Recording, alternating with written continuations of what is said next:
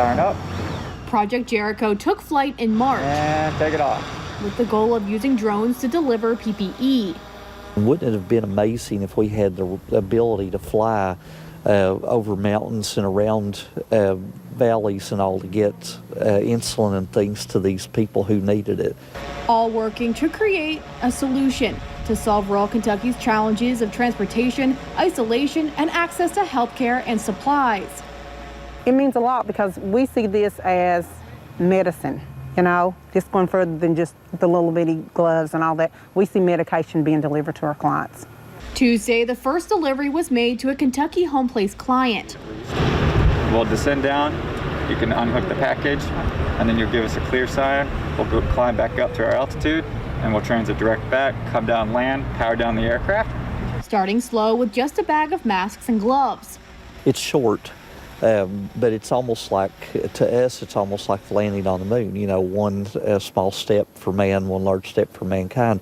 As of now, the Federal Aviation Administration only allows pilots to fly in their line of sight, so deliveries cannot be made from far distances. So this is why the FAA is very keen on getting this research and a lot of other institutions, because there's not as much being conducted in this type of environment.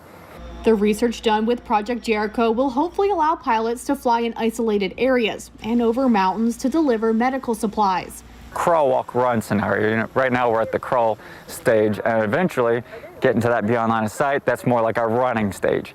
Innovation taking off right here in the mountains. In Hazard, Emily Bennett, WYMT Mountain News. And this is going to take probably 2 minutes to print out. For 3 years, Pearl Apparel has printed custom clothing here at their shop in London.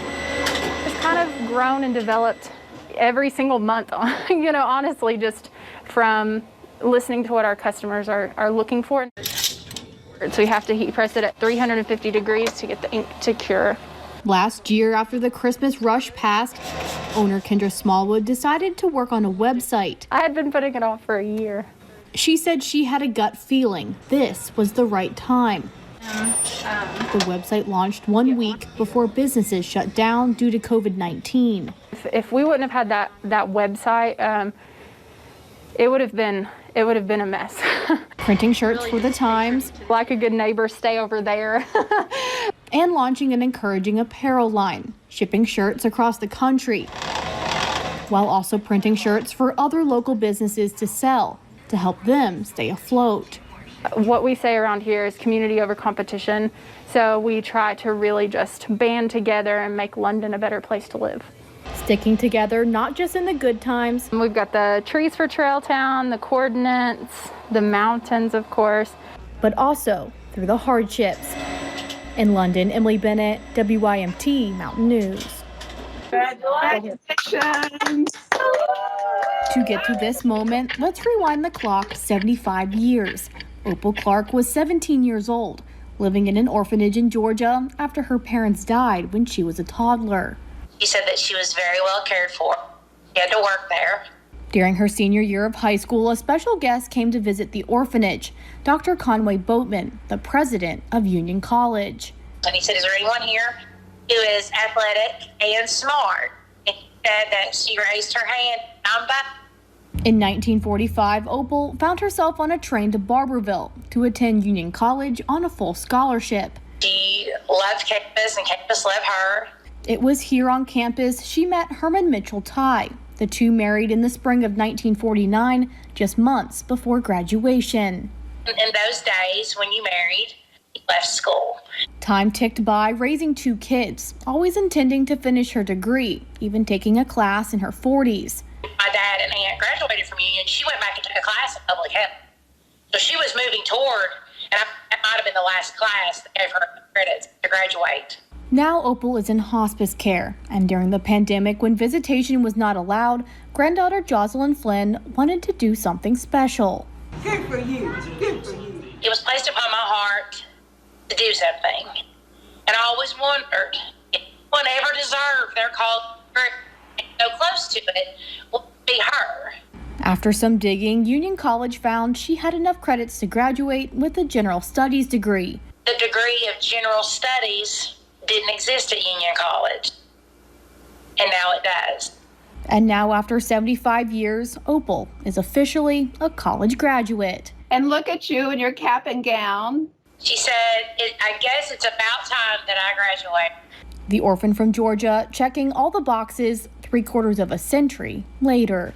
In Barberville, Emily Bennett, WYMT Mountain News. We're going to educate people the best way we can.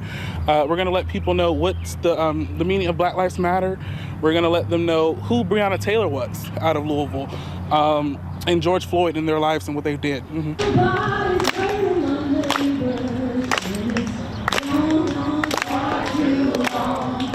Why was George Floyd killed?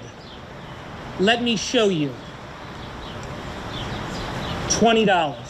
Racism is a product of a system to get you to live for this and worship this.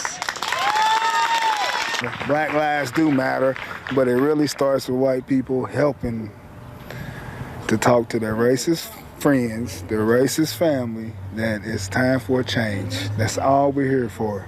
It's time for a change. All this pain that we're going through, my brothers and sisters that are going through, y'all have a responsibility to stand up for them. So do what you can do best. Raise your voice. Pikeville, who are you?